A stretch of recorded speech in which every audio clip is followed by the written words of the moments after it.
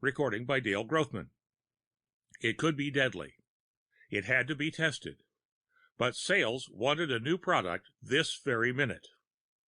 The Drug by C.C. MacApp.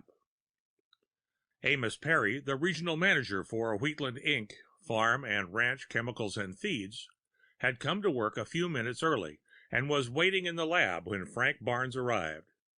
He saw that the division's chief chemist was even more nervous than usual, so he invested a few minutes in soothing small talk before saying, "Frank, sales is beginning to push for that new hormone." Immediately, Barnes became unsoothed. "Bill Dietrich was on the phone about it yesterday, Mr. Perry. I'm sorry I was abrupt with him." Amos grinned. "If you were, he hasn't had a chance to mention it to me yet. But I think we'd better light a fire under the thing.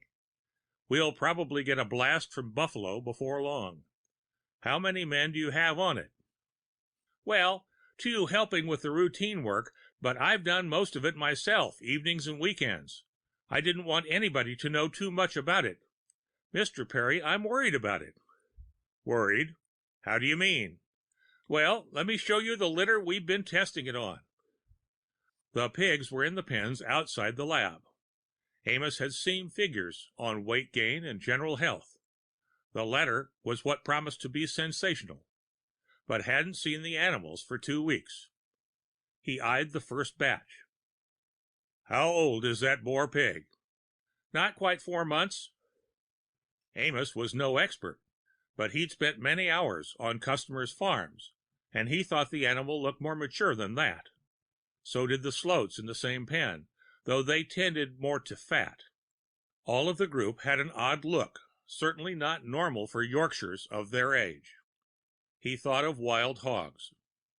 "Is it just the general health factor?" he asked. "I don't think so, Mr. Perry. You remember I told you there wasn't actually a hormone." "I know. You wanted to call it that for secrecy, you told me." "Yes, sir, but I didn't tell you what it really was. Mr. Perry, are you familiar with hypnotics? Mescaline, especially?" "No, I'm not, Frank." "Well, it's a drug that causes strong hallucinations. This is a chemical derivative of it." Amos grinned again. "Pipe dreams for hogs?" He quit grinning as the implication struck him. If this thing didn't pan out, after the money they'd spent and the rumors that had seeped out, there'd be some nasty questions from Buffalo. And if it did, and they began selling it— "What would it do to human beings?" asked Amos. Barnes avoided his eyes. "That's one of the things I'm worried about," he said. "I want to show you another pig."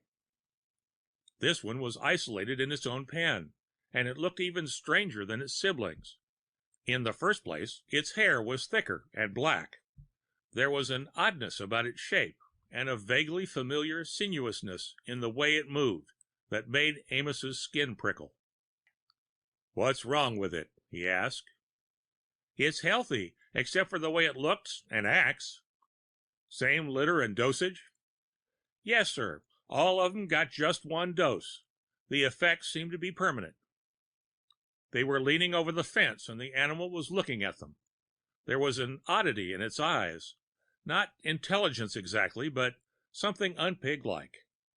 Abruptly, it stood up on its hind legs, putting its forefeet against the fence and raising its head toward them.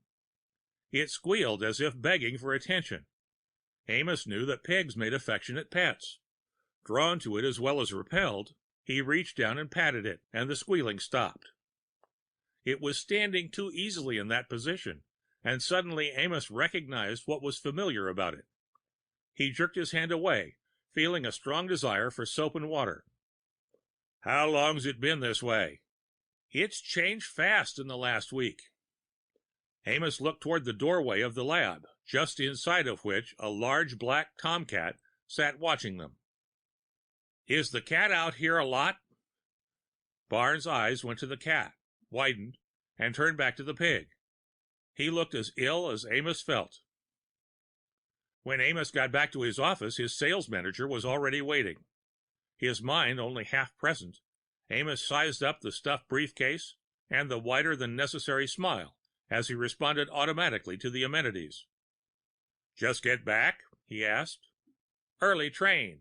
Darn plane's grounded again. Dietrich looked full of energy, though he'd undoubtedly rushed home, shaved, showered and changed, and hurried to the office with no rest. He sat down, extracted papers from the briefcase and beamed.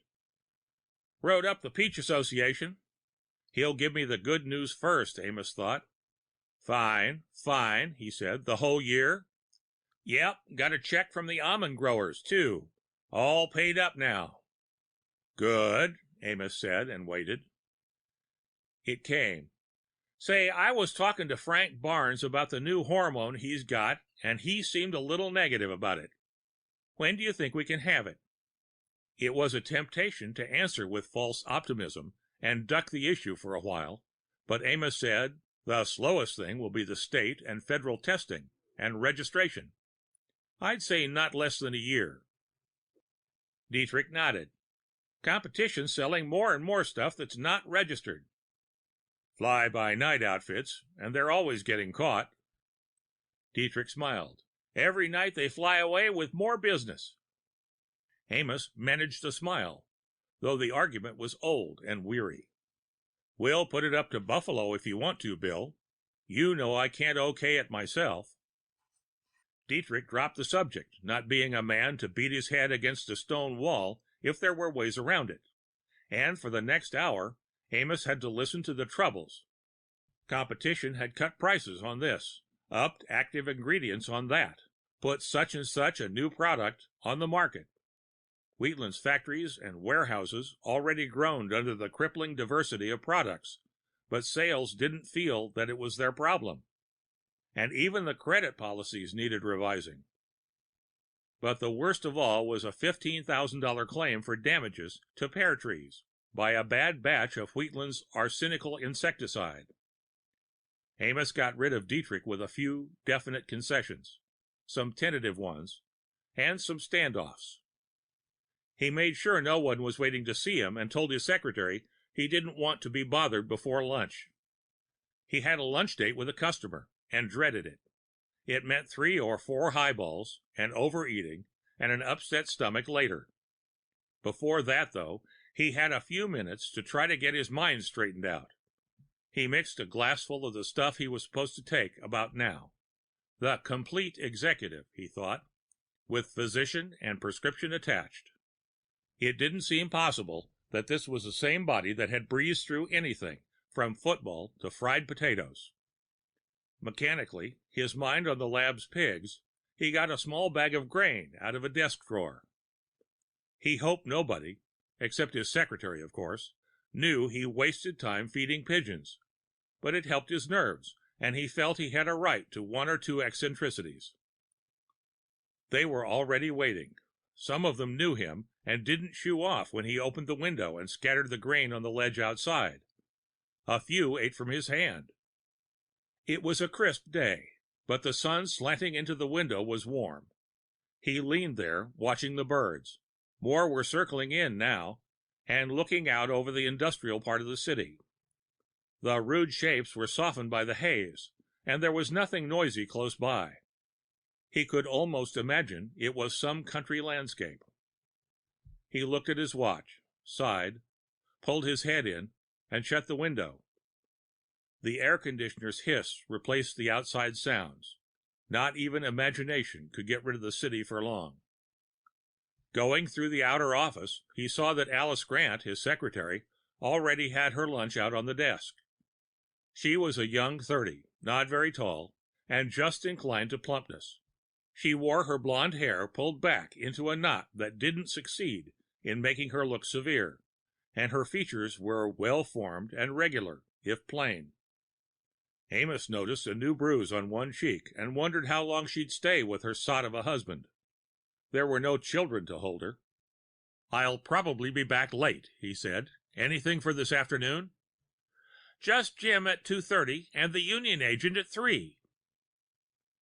The lunch didn't go too badly, lubricated as the customer liked it, and Amos was feeling only hazily uneasy when he got back.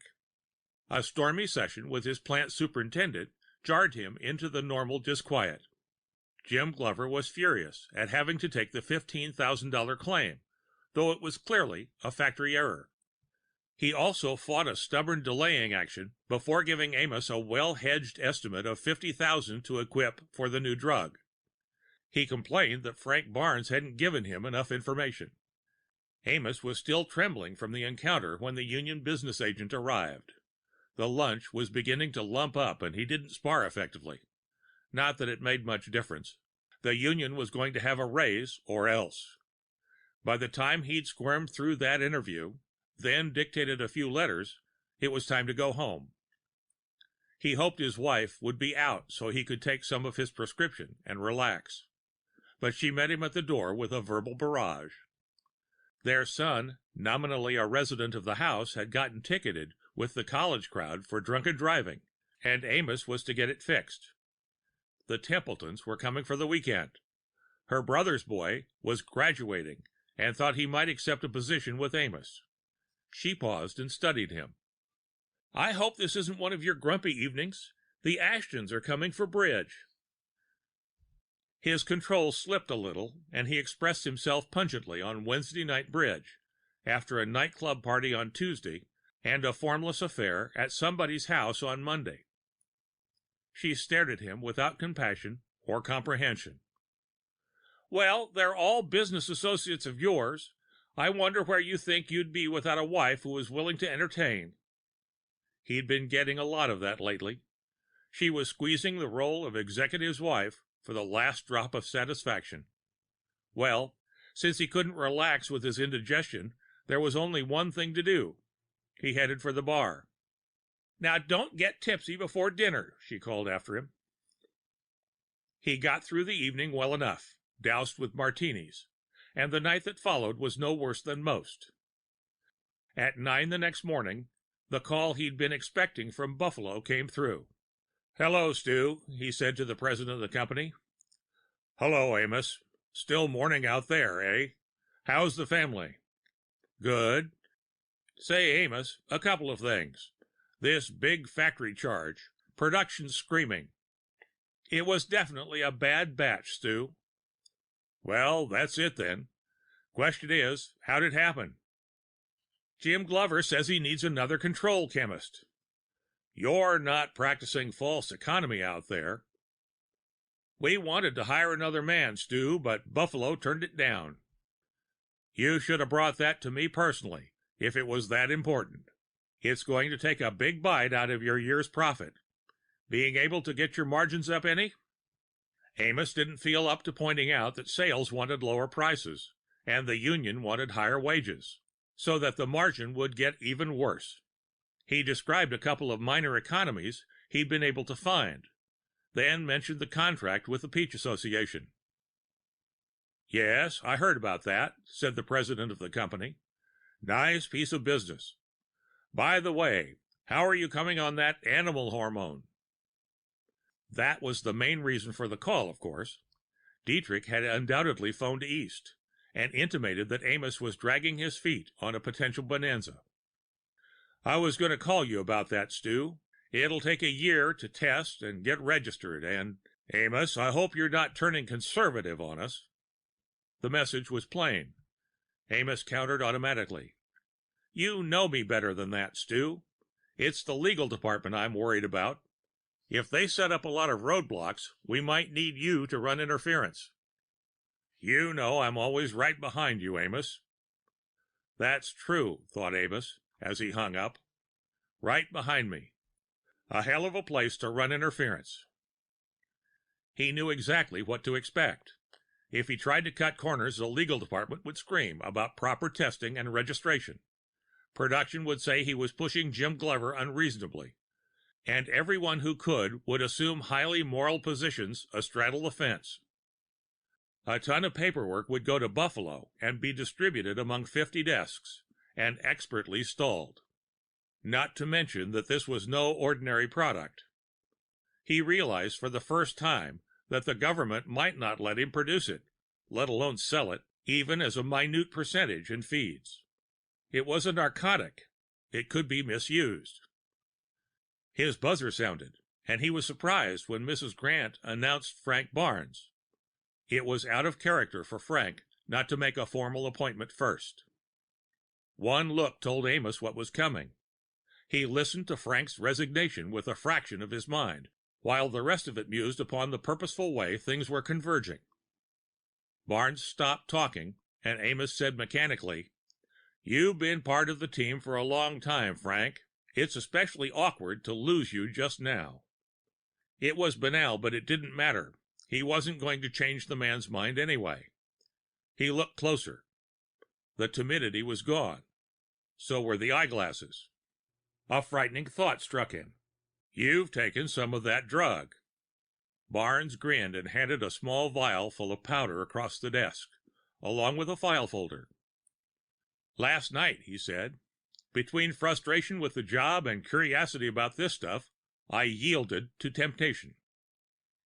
Amos took the vial and the folder. "What are these for?" "So you can destroy them if you want to. I've doctored up the lab records to make the whole thing look like a false alarm. You're holding all that's left of the whole program." Amos looked for signs of irrationality and saw none. "Do you feel all right?" "Better than you can imagine. But let me tell you what you're up against. I can at least do that for you, Mr. Perry." "Thanks. Don't you suppose you could call me Amos now?" "Sure, Amos. First of all, you were right about that pig trying to imitate the cat. He couldn't do much because he only had a pig's brain to work with." He stopped and grinned, evidently at Amos's expression. "I'll try to explain it. What is an animal? Physically, I mean." Amos shook his head. "You've got the floor." "All right. An animal is a colony of cells. Different kinds of cells form organs and do different things for the colony. But every cell has a life of its own, too. When it dies, a new one of the same kind takes over. But what regulates the colony? What maintains the pattern?" Amos waited. "Part of it is automatic replacement, cell for cell. But beyond that, there's a control, and it's the unconscious mind." He paused and studied Amos. "You think I'm theorizing. I'm not. That drug broke down some barriers, and I see all this as you see your own fingers moving." Amos remembered the mention of hallucinogenics. Barnes grinned again. "Let's say it's only 1% awake and walled off from the conscious mind. What would happen if something removed the wall and woke up the other 99%? Remembering the pig, it was impossible not to feel a cold seed of belief. Amos dreaded what was coming next. Clearly, it would be a demonstration. Barnes held out his hand, palm up. In a few seconds, a pink spot appeared. Then it turned red, oozed dismayingly, and became a small pool of blood. Barnes let it stay for a moment, then wiped it off with a handkerchief. There was no more bleeding. "That's something I can do fast," he said. "I opened the pores, directed the blood to them, then closed them again. Amos, do you believe in werewolves?" Amos wanted to jump up and shout, "No, you're insane!" But he could only sit staring. "I could move that thumb around to the other side of my hand," Barnes said thoughtfully. "I'm still exploring, but I don't think even the bone would take too long. You'll notice I don't need glasses anymore." The buzzer buzzed. Amos jumped and from habit answered. "Bill Dietrich and that customer are here, Mr. Perry," said Alice Grant's voice. "I asked them to wait," he managed. His mind was muddled. He needed time. "You, Frank, will you stay for a few days?" "Sure. I'm in no hurry now. And while you're thinking, let me give you a few hints. No more cripples or disease. No more ugly people, unless they choose to be. No more law." "No law? How would you police such a world? A man could change his face at will, or his fingerprints, even his teeth. Probably he could do things I can't imagine yet." The buzzer went again, with Miss Grant's subtle urgency. Amos ignored it, yet he hardly knew when Frank left the room. He realized that the chemist had done him a favor. The selfish thing would have been to keep the secret and the boon all to himself. Instead, he'd given Amos the choice. But what was the choice? Suppressing the drug would cost him his job. There was no doubt about that. He was standing with his back to the door when he heard it open. He turned and faced Dietrich's annoyed frown. Amos, we can't keep this man waiting. He's... All of Amos's frustration and the new burden coalesced into rage. He ran toward Dietrich. You baboon-faced huckster, he yelled. Get out! Get out! I'll tell you when you can come in here. He barely caught his upraised fist in time. Dietrich stood petrified, his face ludicrous. Then he came to life, ducked out, and pulled the door shut behind him. Amos waited no longer. If he had to decide, he wanted the data firsthand. He spread out the file Barnes had left him and looked through it for dosages. Apparently, it wasn't critical, so he poured a little of the powder into a tumbler, added water, and threw it down. There was a mild alkaline taste, which he washed out of his mouth with more water. Then he sat down to wait. A monotone seemed to be rattling off trivia, almost faster than he could grasp it, even though it was in his head and not in his ears. Paris green, calcium acetonite, beetle invasion, Texas cotton, paint pigment, obsolete, compensation claim, man probably faking infection. Dietrich likes because we only source, felt like hitting him when we argued about it. Correspondence, Buffalo, last year. They said keep. Check now uses poison, damned wife. The last thought shocked his intellect awake. Hey, the intellect demanded. What's going on here?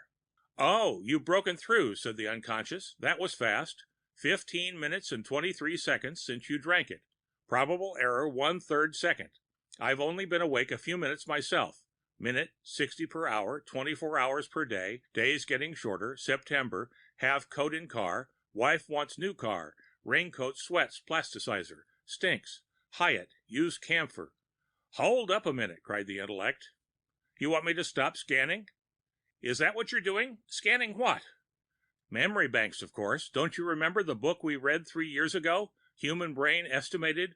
Oh, all right, I'll slow down. You could follow me better if you let me grow some permanent direct connections. Am I stopping you? Well, not you exactly. I'll show you. Unconscious began directing the growth of certain nerve tendrils in the brain. Amos could only follow it vaguely. There! Screamed a soundless voice. Stop! What was that? Intellect asked, startled. That was id. He always fights any improvements, and I can't override him. Can I? Of course, that's mainly what you're for. Wait till I get these connections finished, and you'll see the whole setup. There! Shrieked id. Stop! No change! Shut up! Yelled intellect. It was strange being integrated. Amos found he was aware on 2 levels simultaneously. While he responded normally to his external environment, a lightning inner vision saw everything in vastly greater detail. The blink of an eye, for instance, was an amazing project. Even as the commands flashed out and before the muscles started to respond, extra blood was rushing to the area to nourish the working parts. Reports flowed back like battle assessments. These 3 muscles were on schedule. This was lagging. That was pulling too hard. An infinitesimal twinge of pain marked some minor accident, and correction began at once. A sensor watched the whole operation and labeled each incoming report. Trivial, do not record. Trivial, do not record. Trivial, do not record. Worth watching. Record in temporary banks.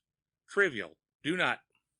He felt now that he could look forward to permanent health, and so far he didn't seem to be losing his identity or becoming a moral monster, though certain previously buried urges, toward Alice Grant for instance, were now rather embarrassingly uncovered. He was not, like Frank Barnes, inclined to slip out of the situation at once. He still felt the responsibility to make the decision. He carried the vial of powder and the lab records home with him, smuggled them past his wife's garrulity, it didn't bother him now, and hid them. He went out with her cheerfully to visit some people he didn't like, and found himself amused at them instead of annoyed. In general, he felt buoyant, and they stayed quite late. When they did get home, an urgent message was waiting on the telephone recorder, and it jolted him. He grabbed up the hat and coat he'd just laid down. What is it? His wife demanded. I've got to go down to the plant. He hesitated. It was hard to say the words that were charged with personal significance.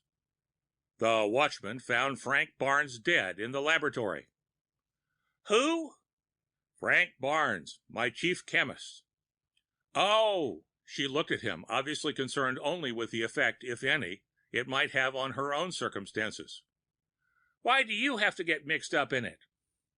I'm the boss, damn it. He left her standing there and ran for the garage. The police were already at the plant when he arrived. Frank's body lay on the floor of his office, in the corner behind some filing cabinets, face up. What was it? Amos asked the man from the coroner's office, dreading the answer he expected. The answer wasn't the one he expected. Heart attack. Amos wondered if they were mistaken. He looked around the office. Things weren't disarrayed in any way. It looked as if Frank had simply laid down and died. When did you find him? He asked the watchman. A little after 1. The door was closed and the lights were out, but I heard a cat yowling in here, so I came in to let it out and saw the body. Any family? One of the city men asked. No, said Amos slowly. He lived alone. I guess you might as well take him to the morgue. When can I call about the autopsy? Try after lunch. Amos watched them carry Frank away. Then he put out the lights and closed up the laboratory. He told the watchman he'd be around for a while and went to his office to think. As nearly as he knew, Frank had taken the drug less than 24 hours before he had. Death had come late at night, which meant Frank had been working overtime. Why? And why wasn't he able to save himself? Not logical, his unconscious stated firmly. He should have felt it coming and made repairs. This whole thing's a delusion, said Amos, dully, out loud. No, it isn't, a peculiar voice behind him. He whirled and saw the black tomcat grinning up at him. He gasped, wondering if he were completely insane. But in a flash, understanding came. Frank? Well, don't act so surprised. I can tell that you took some yourself. Yes, but how? I thought it would be an easy life, and I want to stay around here and watch things for a while. It ought to be fun. But how? I anesthetized the cat and grew a bridge into his skull. It took 5 hours to transfer the bulk of my personality. It's odd, but it blended right in with his. But your speech. I've made some changes. I'm omnivorous now, too, not just carnivorous, or will be in a few more hours. I can go into the hills and live on grass, or grow back into a man, or whatever I like. Amos consulted his own inwardness again. Is this possible? Can a human mind be compressed into a cat's brain? Sure, said the unconscious, if you're willing to chunk all the excess. He thought about it. So you're going to stay around and watch, he said to the cat. No, Frank. An intriguing idea. My family's taken care of, and nobody'll really miss me. Except Alice Grant, said Frank cattily. I've seen the way you look at her. The cat part of me has, I mean. And she looks back, too, when you aren't looking. Well, said Amos, maybe we could do something there, too. His own metamorphosis took a lot longer than 5 hours. He had a much bigger job of alterations to finish. It was nearly 2 months before he got back to the plant. He peered in through the window at Dietrich, who'd inherited Amos's old office. Dietrich was chewing out a salesman. Amos knew what would be happening now. Dietrich's ambitious but unsound expansion would have gotten the division all tangled up. In fact, with his sharp new eyes, Amos could read part of a letter from Buffalo that lay on the desk. It was quite critical of Dietrich's margin of profit. The salesman Dietrich had on the carpet was a good man, and Amos wondered if he was to blame for whatever it was about. Maybe Dietrich was just preparing to throw him to the wolves. A man could hang on a long time like that, shifting the blame to his subordinates. The salesman was finally excused, and Dietrich sat alone with all the frustration and selfish scheming plain on his face. No, Amos thought, I'm not going to turn this drug loose on the world for a while. Not while there are people like Dietrich around. There were no other pigeons on the window ledge except himself and Alice. The rest had stopped coming when Amos disappeared and the feeding ended. For that matter, they tended to avoid him and Alice, possibly because of the abnormal size, especially around the head, and other differences. He noticed that Alice was changing the color of her feet again. Just like a woman, he thought fondly.